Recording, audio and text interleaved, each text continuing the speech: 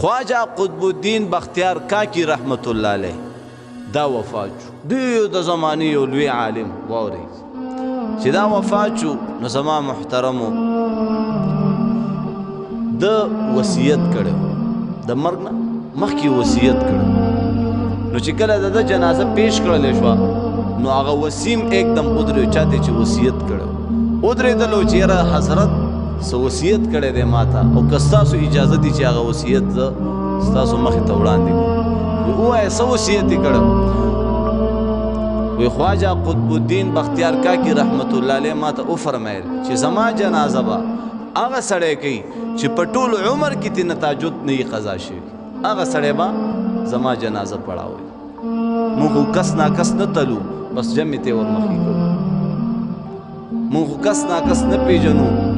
تلو یې نه زما استاد مور زما استاد پلار زما استاد نیکه جنازه کوي لکه وګوره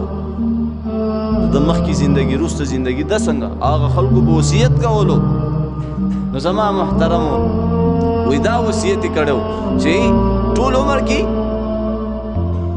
دا یاد ساته ټول عمر کې تهجد نه وي قضا شوي دویم چې د تکبیر اولا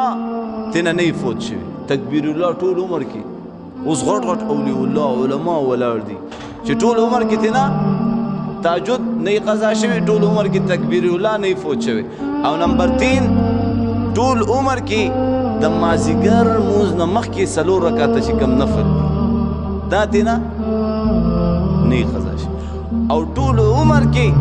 د هغې سترګې په نامحرمه زنانه باندې نه وي لګېدلې او ټولو علماو هر انسان دی خامخا کله سړی ستومانه تهجد پاتې شي داسې کله ناکله بې اختیاره چې کوم دی نامحرمه زنانه باندې سترګې ولګي خامخا یو انسان دی پاتې کېږي ټولو سرونه ښکته کړي دي یو هم پکې داسې نشته غټ غټ اولیاء الله علما انسان دی خلق الانسان ضعیفه انسان نه کمزوري کېږي په دې کې یو هستي رامخکې کېږي چې د مخ نه زما عزتمندو پړونه تاو کړی دی او صرف سترګې ښکاري او ارالو او دې مړي ته وایي تا ته دې مبارک وي ستا کار خو وشلو تا ته دې مبارک وي ستا کار خو وشلو خو زه دې رسوا کړم الله ستا کار وشلو خو زه دې رسوا کړم یعنې زه دې خلکو ته وښودلم هغه زما محترمو څوک سلطان التمش رحمت الله علیه د هغه زمانې بادشاه په ټول عمر کې د هغه نه زما محترمو تهجد نه و قضا شوي په ټول عمر کې د هغه نه تهجد نه و قضا شوي په ټوله زندګۍ کې زما محترمو هغه تکبیر اولا ترې نه و فوت شوی په ټوله زندګۍ کې هغه زما محترمو خپل سترګې غلطې نه وي استعمال کړي په ټوله زندګۍ کې هغه د مازدیګر هغه 4 رکعاته چې کم نفل دی هغه نه نو پاتې شي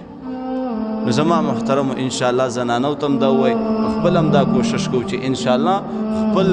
خپلو دعاګانو کې به دا دعا موږ شریکو چې الله زموږ اخره خاتمه په ایمان کوو به که نه انشاءالله الله دې